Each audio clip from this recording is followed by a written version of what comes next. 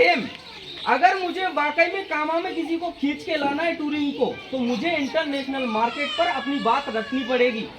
तभी लोगों को समझ में आएगा कि जब ब्रज जाते हो तो वहाँ एक कामा शहर भी पड़ता है, वो इतना डेवलप है। यहाँ के हर वो जो स्मारक हैं उसको बहुत डेवलप करना होगा, चाहे वो रास्ते से निकलते हुए कोई सरकारी धरोहर है, जितने भी पुराने महल हैं या जितना भी चील महल वील महल जो भी चीज़ें यहाँ पे, उनको देखने लायक हमें पहले बनाना पड़ेगा।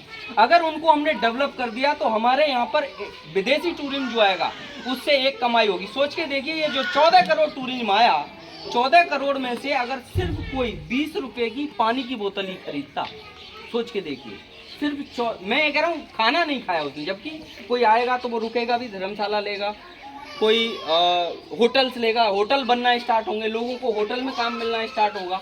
होटल के अलावा अगर मैं बात करूं, यहाँ पे वो आएगा तो दुकान है, मॉल, शॉपिंग मॉल खुलेंगे। लेकिन अभी कामा का खुद का मार्केट डेवलप नहीं हुआ है। शॉपिंग मॉल की तो बहुत दूर की बात है, मथुरा जाके देखिए, आदमी को घूमने में मजा आता है, बोलिए नहीं यहाँ पे सब कुछ सुविधा है, यहाँ घूमने में मजा है। वृंदावन में जाइए, वहाँ घूमने में मजा आ रहा है।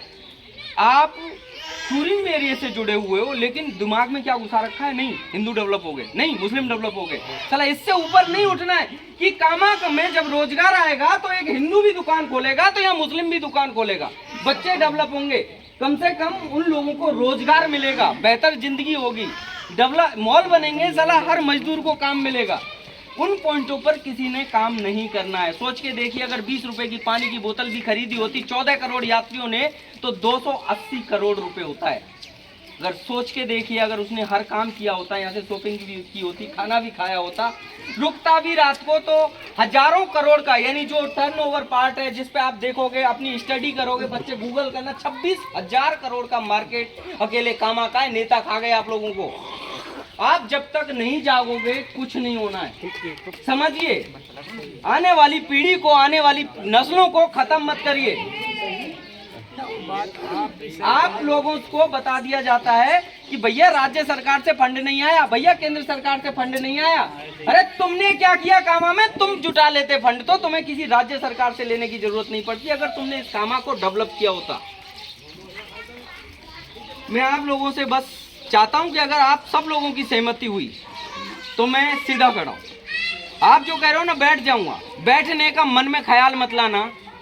मैं हारूंगा, वो जीतूंगा या सीखूंगा, हारने का मेरे पास कोई पार्ट नहीं है। मैं या तो जीतूंगा या कामा की राजनीति से सीखूंगा, और सीख कर फिर भी मैं यही काम करूंगा, क्योंकि मैंने सोच लिया है अब मैं यही काम करूंगा, क्योंकि मैं जिस पार्ट पर उतर चुका हूं अब मैं वो मंजिल तक पहुंचा के रहूंगा।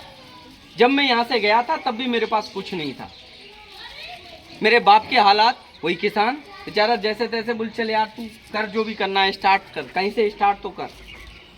स्टार्ट किया जिंदगी को, और फिर धीरे धीरे मार्केट समझ आने लगा कि नहीं यार ये तो मार्केट बहुत बड़ा है।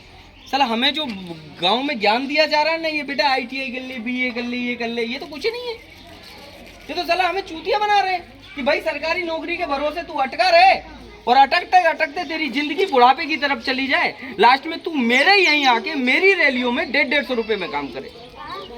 ये बेरोजगारी के आलम खड़े कर दिए तुम्हारे सामने। उठिए सर, हुंकार भरिए। अगर आपकी हुंकार भरी ना तो मुझे ऑटोमेटिक बल मिलेगा। बस एक उम्मीद दीजिए मुझे, एक आशा दीजिए। शुरू है सर। देखो एक लाल दरवाजा मीटिंग करो आज।